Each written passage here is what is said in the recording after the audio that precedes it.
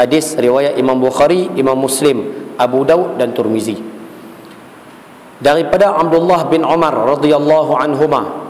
Hadis ni riwayat daripada anak Sayyidina Umar yang bernama Abdullah. Sahabat yang paling banyak, minta maaf, sahabat nombor 2 paling banyak hafal hadis Nabi SAW.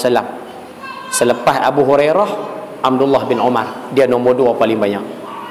Sahabat yang paling banyak tiru Nabi SAW ketika mana baginda dalam perjalanan.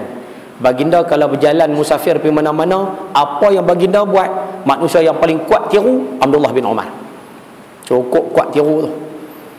Hatta pernah Rasulullah lalu di satu pokok, nampak ada dahan duk rintang jalan. Nabi SAW akan lalu kawasan tersebut, Nabi akan tunduk. Lepas itu sambung perjalanan. Bila baginda wafat, pokok tersebut ditebang.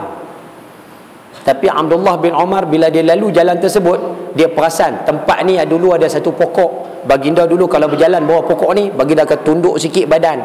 Lepas tu sambung perjalanan. Dia buat macam tu juga walaupun pokok dah tak ada. Kata hebatnya Abdullah bin Umar ni, anak Sayyidina Umar, periwayat hadis ni. Baginda pernah naik unta, pusing di satu tempat di Mekah. Unta baginda pusing 2 kali tempat tersebut. Kemudian baginda turun sembahyang sunat di situ. Abdullah bin Umar bila sampai ke Mekah, dia akan pastikan kuda dia pusing 2 kali juga di tempat tu. Kemudian dia akan turun pada kuda dia, dia akan sembahyang juga 2 rakaat. Dia suka tiru sebiji-sebiji macam mana yang baginda SAW buat. Perkara ini diperakui sendiri oleh Aisyah radhiyallahu anha. Baik, selesai saja kita nak bagi kenal. Abdullah bin Umar berkata, Rasulullah sallallahu alaihi wasallam bersabda, orang Islam adalah saudara kepada orang Islam yang lain. Itu poin nombor 1. Al-Muslim akhul Muslim. Orang Islam dia saudara kepada orang Islam lain. Dia adik-beradik dengan orang Islam yang lain. Bila dia adik-beradik dengan orang Islam yang lain, dia tidak menzaliminya. Dia takkan buat jahat kepada adik-beradik dia. 1. Dan tidak mendedahkannya kepada kebinasaan. Dan kalau adik-beradik dia kena pun, dia tak duduk saja, dia tak senyap, dia tak berpeluk tubuh. Dia akan buat sesuatu tolong adik-beradik dia. Nabi kata ni sifat orang Islam. Nombor 1, dia tak buat tahana kat orang, tak buat tahana kat adik-beradik dia. Sebab orang Islam lain adik-beradik dia. Saudara ni kita tak faham. Ni bahasa belah KL pun senanglah faham saudara ni. Kalau kita belah Lorak Utara ni, kita panggil adik-beradik. Saudara tu adik-beradik lah. Saudara lelaki, adik-beradik lelaki. Nabi sebut dalam hadis ni, orang Islam lain tu semua adik-beradik kamu. Jadi bila dia adik-beradik kamu, kamu jangan buat zalim kat dia. Kamu tak boleh nak buat lebih kurang kat dia. 1. Yang kedua, sifat nombor 2 kamu kena ada. Kalau adik-beradik kamu kena sesuatu, kamu tak boleh duduk senyap. Kamu tak boleh duduk saja. Kamu kena bantu adik-beradik kamu tu. Boleh faham bahasa tu Ustaz? Dan kita dah bahas sebelum ini, adik-beradik kita di dalam Islam ini tidak mengenal jantina, tidak mengenal bangsa, tidak mengenal negara. Mana saja orang Islam tu semua adik-beradik kita.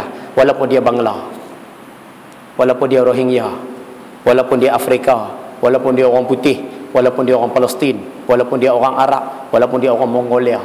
Mongolia pula contoh.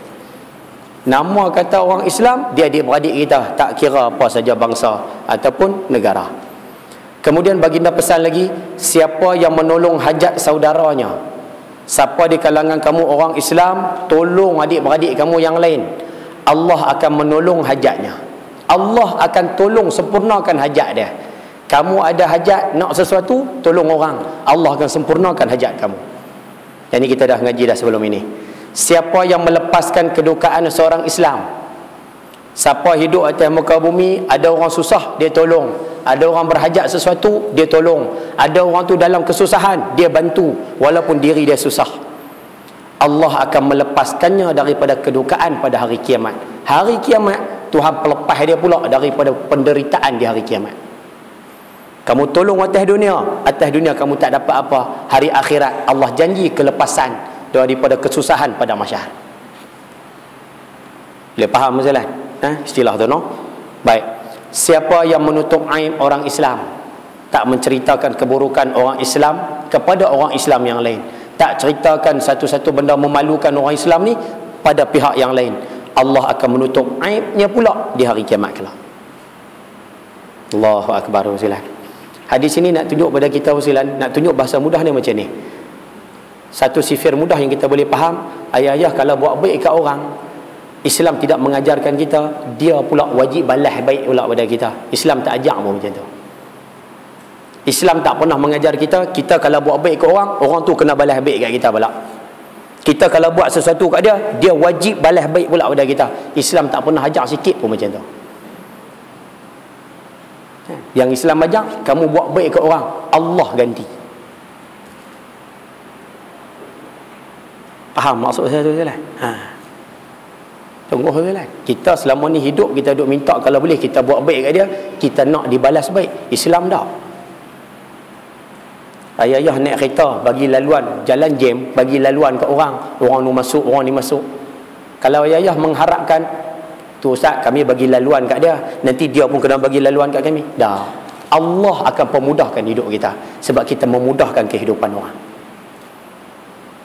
Tu sifir yang diajar dalam hadis ni, yang patut kita faham. Boleh faham bahasa tu Ustaz?